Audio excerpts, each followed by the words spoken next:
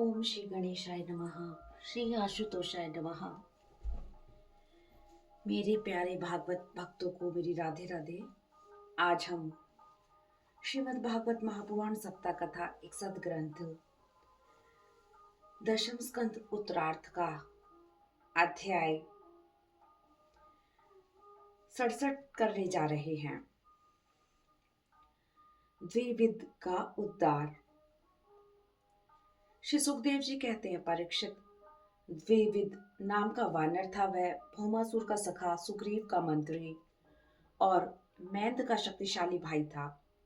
मित्र भौमासुर की मृत्यु का बदला लेने के लिए उसने आनर्त देश में, जिसमें द्वारकापुरी थी, विप्लव मचा दिया।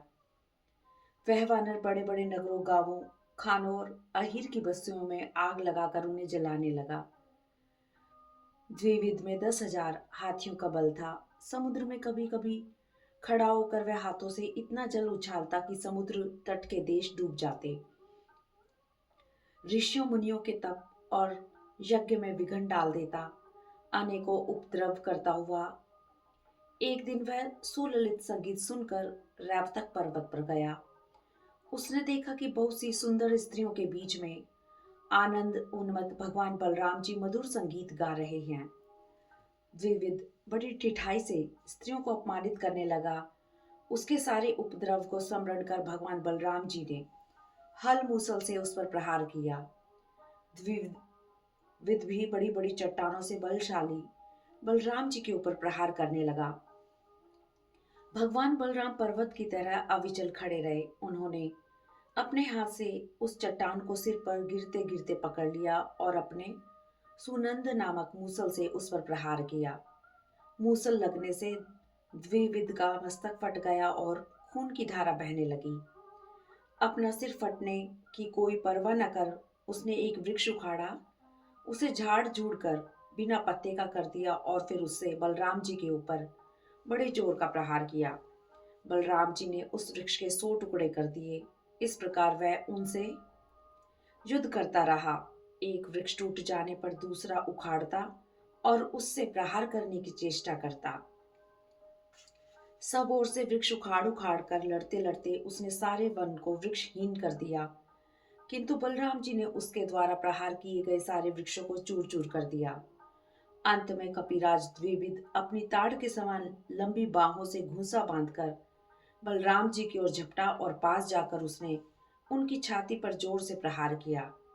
अब बलराम जी ने हल और मूसल अलग रख दिए और अपने हाथों से उसके जत्रुस्थान अर्थात हंसली पर प्रहार किया। इससे वह वानर खून उगलता हुआ धरती पर गिर पड़ा। आकाश में देवता लोग, जय जय सिद्ध लोग, नमो नमः और ऋषि साधु साधु के नारे लगाने लगे और बलराम जी पर फूलों की वर्षा करने लगे। द्विविद को मारकर बलराम जी द्वारका लौट आए। इस तरह दशम स्कंद उत्तरार्थ का 67वां अध्याय समाप्त हुआ। ओम नमो भगवते वासुदेवाय नमः। ओम नमो भगवते वासुदेवाय नमः। अध्याय 68। कौरवों पर बलराम जी का क्रोध और सांब का विवाह। श्री सुखदेव जी कहते हैं, परीक्षित, जामवती नंदन सांब अकेले ही बहुत बड़े बड़े वीरों पर विजय प्राप्त कर स्वयंवर में स्थित दुर्योधन की कन्या लक्षणा को हर लाए। क्रोधित हो कर्ण, शल, भूरिश्रवा, यज्ञकेतु और दुर्योधन आदि कौरवों ने सांब का पीछा किया। जब सांब ने देखा कि धृतराष्ट्र के पुत्र मेरा पीछा कर रहे हैं, तब वे रणभूमि में डट गए।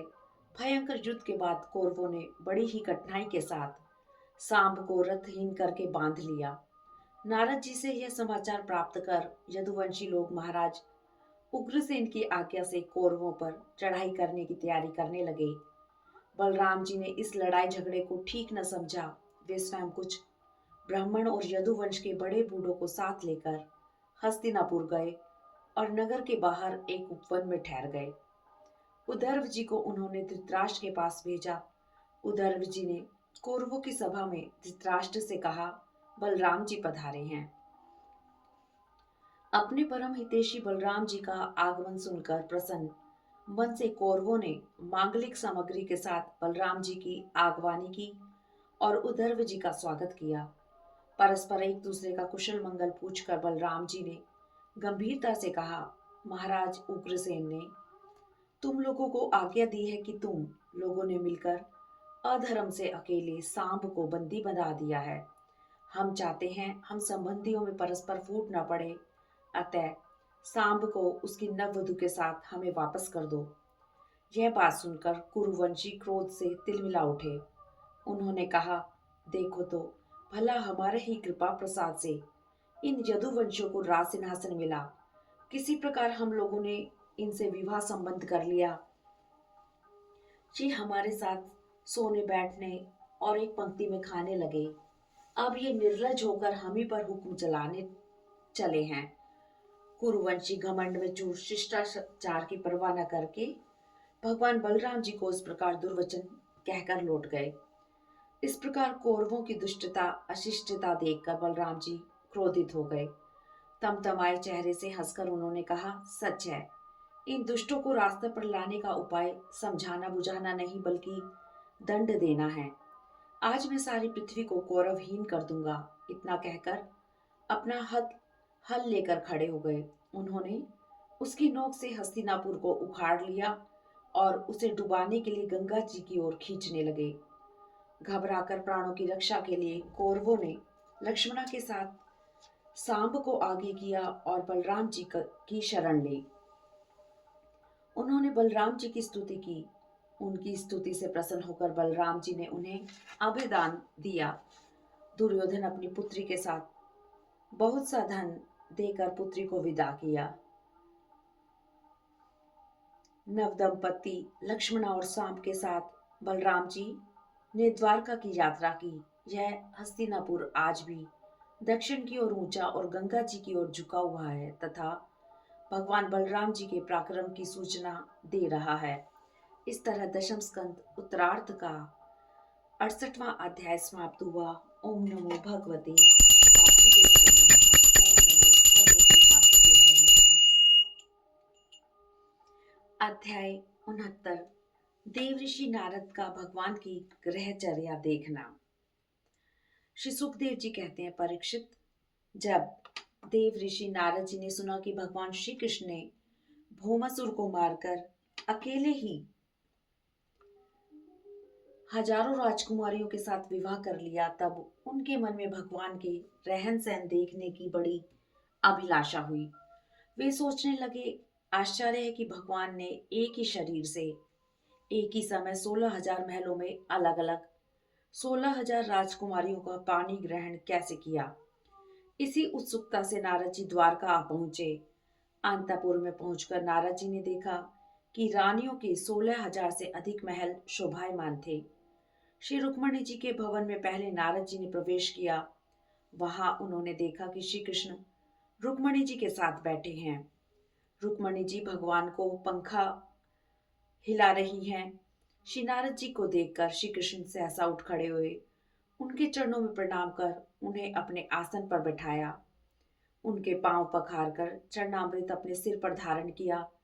नर शिरोमणि नर के सखा सर्वदर्शी पुराण पुरुष भगवान नारायण ने शास्त्रोक्त विधि से देवऋषि नारद की पूजा की। इसके बाद अमृत में थोड़े से शब्दों में उनका स्वागत सत्कार किया और कहा, प्रभु, आप तो स्वयं संपूर्ण ज्ञान धर्म वैराग्य यश श्री और ऐश्वर्य से पूर्ण हैं। आपकी हम क्या सेवा करें।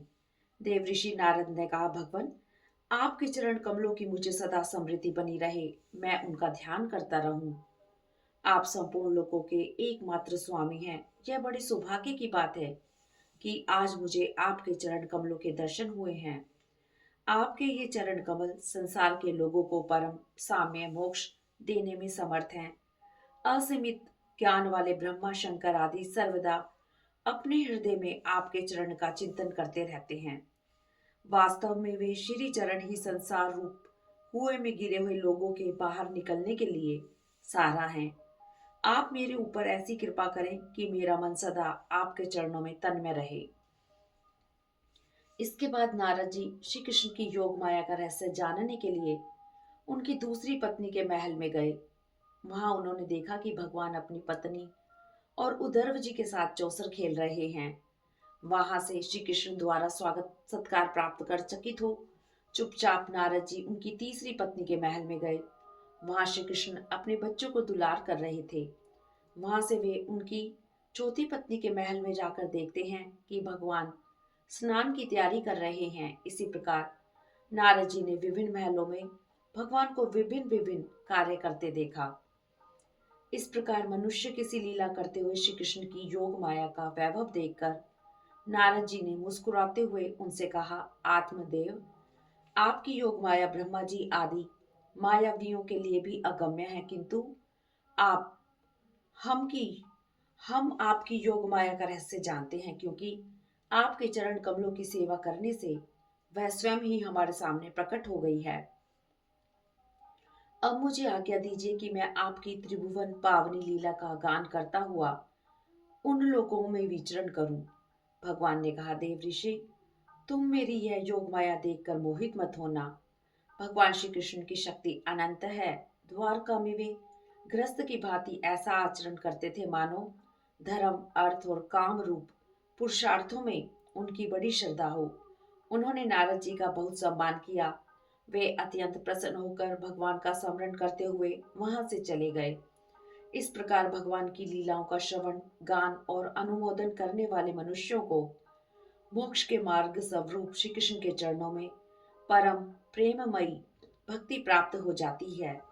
इस तरह दशम स्कंद उत्तरार्ध का 69वां अध्याय समाप्त हुआ।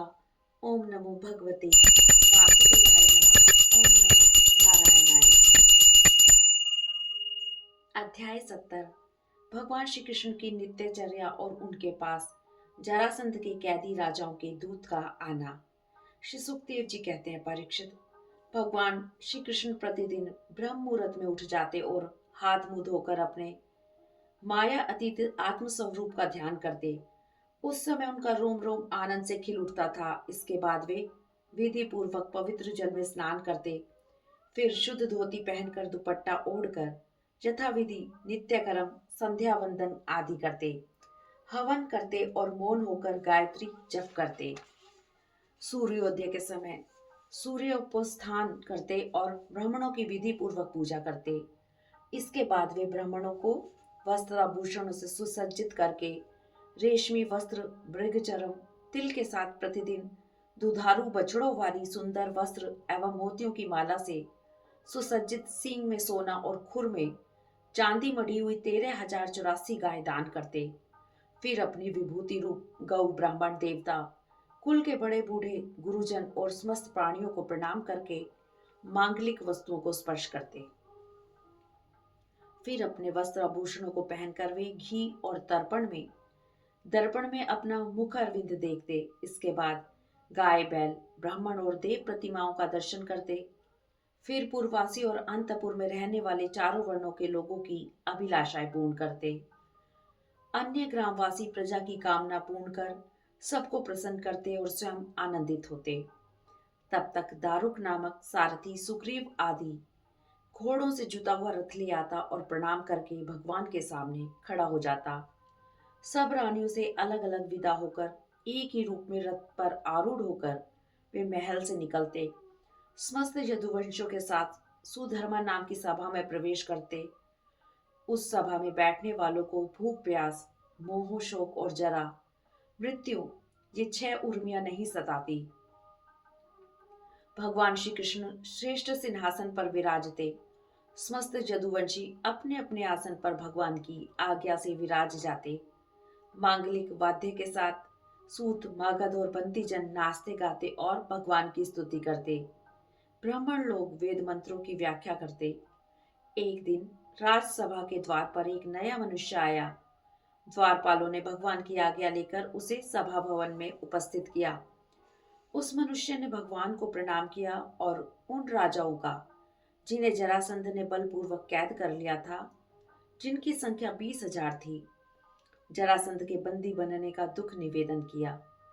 चक्रपाणी, आपने 17 बार जरासंध का मान मर्दन कर उसे छोड़ दिया, किंतु 18वीं बार उसने आपको जीत लिया। मनुष्य का सा आचरण करते हुए आपने हारने का अभिनय किया, किंतु इसी से उसका घमंड बढ़ गया। हम आपके भक्त हैं। यह जानकर वह हम लोगों को और सताता है। हम आपकी प्रजा हैं। अब आपकी जैसी इच्छा हो वैसा कीजिए। दूत ने कहा, भगवन, जरासंध के बंदी राजाओं ने इस प्रकार आपसे प्रार्थना की है। आप कृपा करके उन सब का कल्याण कीजिए। इसी समय नारद जी आ गए। उन्हें देखते ही सभासदों के साथ भगवान श्री कृष्ण उठ खड़े हुए और सिर झुकाकर उनकी वंदना की। श्री कृष्ण ने उनकी विधिवत पूजा की और कहा, देव ऋषि, इस समय तीनों लोकों में कुशल मंगल तो है ना? आप तीनों लोकों में विचरण करते हैं। इससे हमें घर बैठे सबका समाचार मिल जाता है। युधिष्ठिर आदि पांडव इस समय क्या करना चाहते हैं? नारद जी ने कहा, प्रभु सर्वज्ञ, आप जो अनजान बनकर पांडव का समाचार पूछते हैं, इससे मुझे कोई कौतूहल नहीं हो रहा। यद्यपि आप जानते हैं कि युधिष्ठिर क्या करना चाहते हैं, फिर भी जो आप मुझसे पूछ रहे हैं तो मैं बताता हूँ। आपके फुफेरे भाई युधिष्ठिर को आपकी कृपा से सब कुछ प्राप्त है, फिर भी वे श्रेष्ठ राजसूय यज्ञ द्वारा आपकी प्राप्ति के लिए आपकी आराधना करना चाहते हैं। आप उन्हें दर्शन देकर उनकी अभिलाषा पूर्ण कीजिए। सभा में जितने यदुवंशी बैठे थे, सब यही चाहते थे कि पहले जरासंध पर चढ़ाई करके उसे जीत लिया जाए। अतः उन्हें नारद जी की बात पसंद न आई। तब भगवान ने मुस्कुराते हुए उद्धव जी से कहा, उद्धव, अब तुम ही बताओ कि हमें क्या करना चाहिए। उद्धव जी ने कहा, इस तरह दशम स्कंद उत्तरार्थ का 70वां अध्याय समाप्त हुआ। ओम नमो भगवते वासुदेवाय नमः। ओम नमो भगवते वासुदेवाय नमः। अध्याय 71। श्री कृष्ण का इंद्रप्रस्थ पधारना। श्री सुखदेव जी कहते हैं, परीक्षित, उद्धव जी ने देखा कि भगवान श्री कृष्ण सबकी सहमति से निर्णय लेना चाहते हैं। अब मुझसे पूछ रहे हैं कि क्या किया जाए। महामती उद्धव जी ने देव ऋषि नारद, सभासद और भगवान श्री कृष्ण के मत पर पहले विचार किया।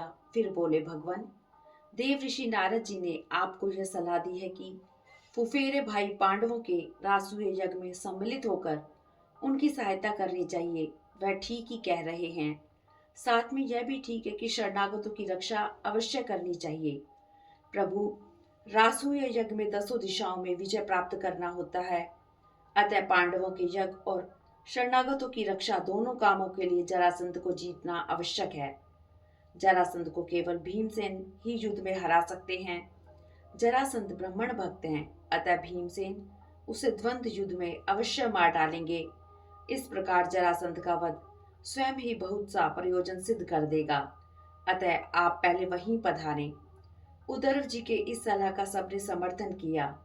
श्री कृष्ण ने वसुदेव, उग्रसेन और बलराम आदि गुरुजनों से अनुमति लेकर बाल बच्चों के साथ रानियों और उनके सब सामानों को आगे चला दिया और फिर दारुक के लाए हुए गरुड़ ध्वज रथ पर स्वयं सवार होकर चल पड़े। विदा होने के समय श्री कृष्ण ने श्री नारद जी का नाना प्रकार की सामग्रियों से पूजन किया। श्री नारद जी ने मन ही मन भगवान श्री कृष्ण को प्रणाम किया और आकाश मार्ग से प्रस्थान किया। उधर भगवान की आज्ञा से जरासंध के बंदी राजाओं के दूत ने गिरिव्रत जाकर उन्हें भगवान का संदेश सुना दिया।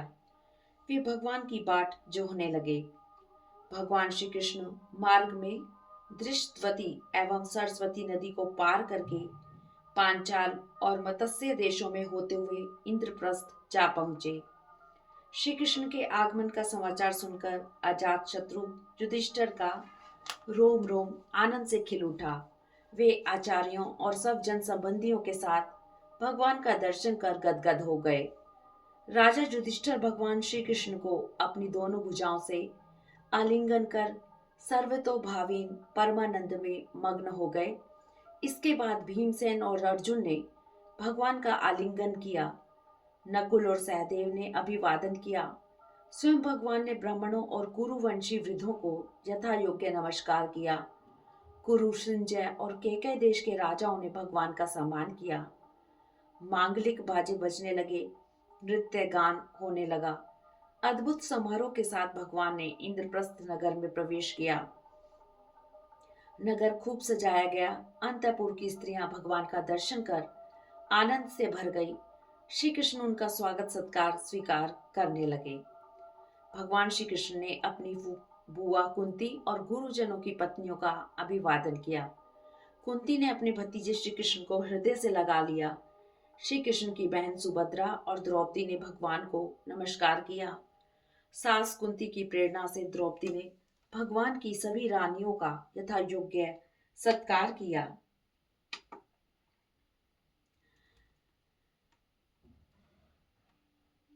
धर्मराज युधिष्ठिर ने भगवान श्री कृष्ण को उनकी सेना, सेवक, मंत्री और पत्नियों के साथ ऐसे स्थान पर ठहराया जहां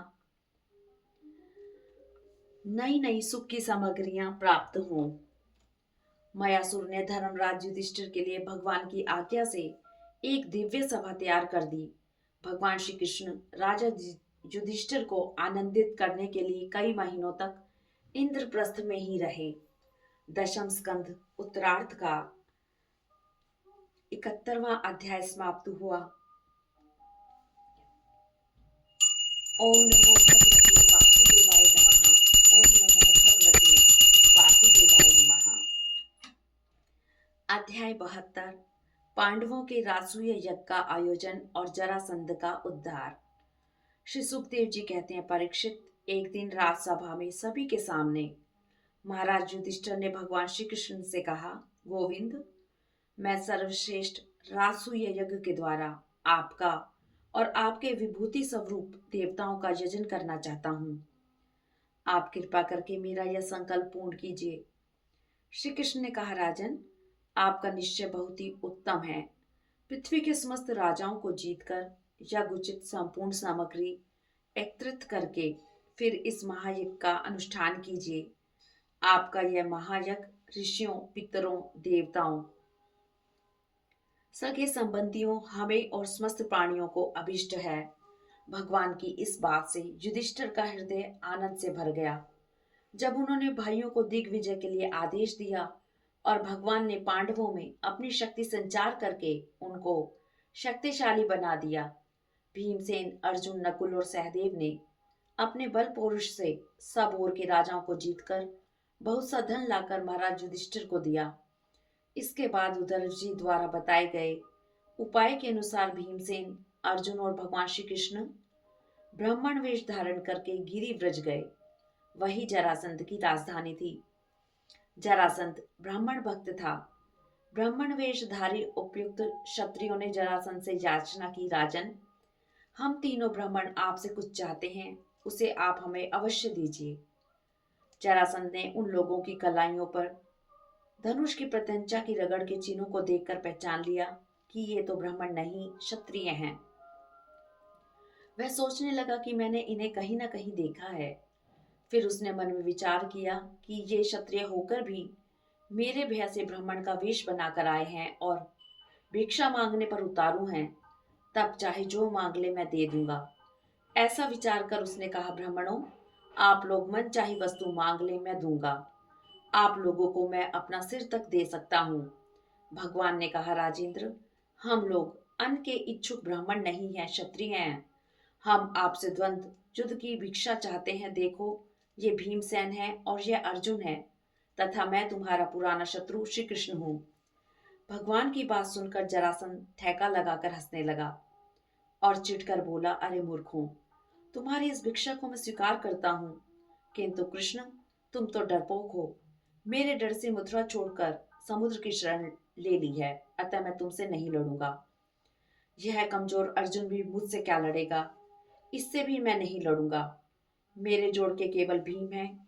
इतना कहकर जरासंध ने भीमसेन को एक बड़ी गदा दे दी और स्वयं दूसरी गदा लेकर नगर से बाहर निकल आया। दोनों वीर गदा युद्ध करने लगे। भयंकर युद्ध हुआ। उनकी गदाएं ब्रज के समान उनके अंगों से टकराकर चूर चूर हो गई। अब दोनों वीर घूंसों से लड़ने लगे। सूर्यास्त होने पर युद्ध विराम हुआ। रात भर वे मित्र के समान रहे। दूसरे दिन सूर्योदय होते ही पुनः लड़ने लगे। इस प्रकार लड़ते लड़ते 27 दिन बीत गए। 28वें दिन भीमसेन ने श्री कृष्ण से कहा, श्री कृष्ण, मैं युद्ध में जरासंध को जीत नहीं सकता। भगवान श्री कृष्ण जरासंध के जन्म और मृत्यु का रहस्य जानते थे। जरा राक्षसी ने जरासंध के शरीर के दो टुकड़ों को जोड़कर इसे जीवन दान दिया है। अतः उन्होंने भीमसेन के शरीर में अपनी शक्ति का संचार किया और जरासंध के वध का उपाय सोचा। भगवान श्री कृष्ण ने एक वृक्ष की डाली को बीच से चीर दिया और इशारे से भीमसेन को दिखाया। भीमसेन भगवान के संकेत को समझ गए और उन्होंने जरासंध के पैर पकड़कर उसे धरती पर पटक दिया। उसके एक पैर को अपने पैर से दबाकर और दूसरे पैर को अपने दोनों हाथों से पकड़कर उन्होंने जरासंध को जी डाला। उसकी मृत्यु देखकर वहां की प्रजा हाय हाय करने लगी। भगवान श्री कृष्ण और अर्जुन ने भीमसेन का आलिंगन करके उनका सत्कार किया। भगवान श्री कृष्ण ने जरासंध के राज सिंहासन पर उसके पुत्र सहदेव का अभिषेक कर दिया और जरासंध द्वारा कैद किए राजाओं को कारागार से मुक्त कर दिया। इस तरह दशम स्कंद उत्तरार्ध का 72वां अध्याय समाप्त हुआ। ओम नमो भगवते वासुदेवाय नमः। अध्याय 73 जरासंध के जेल से छूटे हुए राजाओं की विदाई और भगवान का इंद्रप्रस्थ लौट आना। श्री सुखदेव जी कहते हैं, परीक्षित, जरासंध ने अनायास ही 20,800 राजाओं को जीतकर पहाड़ों की घाटी में एक किले के भीतर कैद कर रखा था। भगवान श्री कृष्ण के छोड़ देने पर जब वे निकले तब उनके शरीर और वस्त्र मैले हो रहे थे। वे भूख से दुर्बल हो रहे थे और उनके मुंह सूख गए। उन राजाओं ने देखा कि भगवान सामने खड़े हैं। उनके सारे पाप भगवान के दर्शन से ही धुल गए। उन्होंने श्री कृष्ण के चरणों में सिर रखकर प्रणाम किया और उनकी स्तुति की। उनकी स्तुति से प्रसन्न भगवान ने कहा, हे हाय नहुष, वेन, रावण, नरकासुर आदि श्रीमद के कारण अपने पद से च्युत हो गए। तुम लोग यह समझ लो कि शरीर और इसके संबंधी पैदा होते हैं, अतः उनका नाश निश्चित है। इसलिए उनमें आसक्ति मत करो। अपना मन मुझ में लगाकर अंत में तुम लोग मुझ ब्रह्म स्वरूप को ही प्राप्त हो जाओगे। इतना कहकर भगवान ने उनके स्नान का इंतजाम किया। जब वे स्नान करके वस्त्र आभूषण से सुसज्जित हो चुके तब भगवान ने उन्हें उत्तम उत्तम पदार्थों का भोजन कराया और पान आदि विविध राजोचित भोग दिलवाए। यह सारा सम्मान भगवान ने जरासंध के पुत्र सहदेव से करवाया। उन्होंने राजाओं को स्वर्ण और मणियों से भूषित एवं श्रेष्ठ घोड़ों से युक्त रथों पर चढ़ाया और उन्हें उनके देश भेज दिया। इस प्रकार भीमसेन और अर्जुन के साथ सहदेव से सम्मानित भगवान श्री कृष्ण इंद्रप्रस्थ लौट आए। तीनों ने युधिष्ठिर की वंदना की और सारा वृतांत कह सुनाया। धर्मराज युधिष्ठिर भगवान के इस परम अनुग्रह से प्रेम मग्न हो गए और उनके नेत्रों से आनंद के आंसुओं की बूंदें टपकने लगी। वे भगवान से कुछ न कह सके। इस तरह दशम स्कंद उत्तरार्ध का 73वां अध्याय समाप्त हुआ। ओम नमो भगवते वासुदेवाय नमः। ओम नमो भगवते वासुदेवाय नमः। अध्याय 74 भगवान की अग्र पूजा और शिशुपाल का उद्धार। भगवान ने युधिष्ठिर से कहा, भगवान, आपकी यह सब लीला ही लीला है। ऐसा कहकर उन्होंने भगवान की अनुमति से यज्ञ के योग्य समय पर यज्ञ के कर्मों में निपुण वेदवादी ब्राह्मणों को ऋत्विज, आचार्य आदि के रूप में वर्ण किया। तेजस्वी याचकों ने धर्मराज युधिष्ठिर से विधि पूर्वक राजसूय यज्ञ करवाया। सोमलता से रस निकलने के दिन युधिष्ठिर ने याचकों और फूल चूक का निरीक्षण करने वाले पतियों का बड़ी सावधानी से विधि पूर्वक पूजन किया। अब सब इस विषय पर विचार करने लगे कि किसकी अग्र पूजा हो। सहदेव ने कहा, भगवान श्री कृष्ण ही अग्र पूजा के पात्र हैं, क्योंकि यह सारा विश्व श्री कृष्ण का ही रूप है। इनकी पूजा से समस्त प्राणियों की तथा अपनी भी पूजा हो जाती है। इतना कहकर सहदेव चुप हो गए। सभी सत्पुरुषों ने एक स्वर में कहा, बहुत ठीक, बहुत ठीक। धर्मराज युधिष्ठिर ने प्रेम से विहल होकर श्री कृष्ण की पूजा की। अपनी पत्नी, भाई, मंत्री और कुटुंबियों के साथ युधिष्ठिर ने आनंद से भगवान के पांव पखारे और उस पवित्र जल को सिर पर धारण किया। यज्ञ सभा में उपस्थित सभी लोग नमो नमः जय जय के नारे लगाकर भगवान को प्रणाम करने लगे। आकाश से स्वयं ही पुष्पों की वर्षा होने लगी। उसी समय अपने आसन पर बैठा हुआ शिशुपाल यह सब देखकर क्रोधित हो गया। सभा के बीच में वह भगवान को सुना सुना कर कठोर बातें कहने लगा। यहाँ बड़े बड़े तपस्वी, विद्वान, व्रतधारी, परम ऋषि और ब्रह्मनिष्ठ आदि उपस्थित हैं, जिनकी पूजा बड़े बड़े लोकपाल करते हैं। सदस्यपतियों को छोड़कर यह कुल कलंक ग्वाल भला अग्र पूजा का अधिकारी कैसे हो सकता है? वर्ण, आश्रम और कुलहीन यह अग्र पूजा का पात्र कैसे हो सकता है? श्री सुखदेव जी कहते हैं, परीक्षित, सच पूछो तो शिशुपाल का सारा शुभ नष्ट हो चुका था। सभासदों के लिए भगवान की निंदा सुनना असहाय था। उसने उनमें से कई अपने अपने कान बंद करके क्रोध से शिशुपाल को गाली देते बाहर चले गए, किंतु भगवान ने उनकी बातों का कोई उत्तर नहीं दिया। शिशुपाल को मार डालने के लिए पांडव, मत्स्य, केकय और संजयवंशी नरपति क्रोधित होकर हाथों में हथियार लिए खड़े हो गए। शिशुपाल भी उन्हें ललकारने लगा। उन लोगों को झगड़ते देख भगवान उठ खड़े हुए। उन्होंने अपने पक्षपाती राजाओं को शांत किया और स्वयं अपने ऊपर झपटते हुए शिशुपाल का सिर चक्र से काट दिया। शिशुपाल के मारे जाने पर उनके अनुयायी राजा लोग प्राण बचाने के लिए भाग खड़े हुए। शिशुपाल के शरीर से एक ज्योति निकली और सबके देखते देखते भगवान श्री कृष्ण में समा गई। शिशुपाल के अंतःकरण में 3 जन्म से वैर भाव की अभिवृद्धि हो रही थी। इस प्रकार वैर भाव से ही सही ध्यान करते करते वह तन्मय हो गया, पार्षद बन गया। मृत्यु के बाद होने वाली गति में भाव ही कारण है। शिशुपाल की सदगति होने के बाद चक्रवर्ती धर्मराज युधिष्ठिर ने सदस्यों और ऋत्विजों को पुष्कल दक्षिण आदि और सबका सत्कार करके विधि पूर्वक यज्ञांत स्नान, अवभृत स्नान किया। इस प्रकार भगवान श्री कृष्ण ने धर्मराज युधिष्ठिर का राजसूय यज्ञ पूर्ण किया। अपने सगे संबंधियों और सुहृदों की प्रार्थना से कुछ महीनों तक वहीं रहे। इसके बाद युधिष्ठिर की इच्छा न होने पर भी श्री कृष्ण ने उनसे अनुमति ली और अपनी रानियों तथा मंत्रियों के साथ द्वारका चले आए। राजा युधिष्ठिर से सत्कृत अन्य सभी लोग आनंद से अपने अपने लोग चले गए। सब तो सुखी हुए, किंतु कलह प्रेमी दुर्योधन युधिष्ठिर के इस उत्कर्ष को सह न सका। जो पुरुष भगवान की इस लीला का गान करेगा या श्रवण करेगा, वह समस्त पापों से छूट जाएगा। इस तरह दशम स्कंद उत्तरार्ध का 74वां अध्याय समाप्त हुआ। हम कथा को यहीं विश्राम देते हैं। कल हम दशम स्कंद उत्तरार्ध का अध्याय 75 से आगे का वर्णन करेंगे। तब तक के लिए सभी को मेरी राधे राधे। ओम नमो भगवते वासुदेवाय,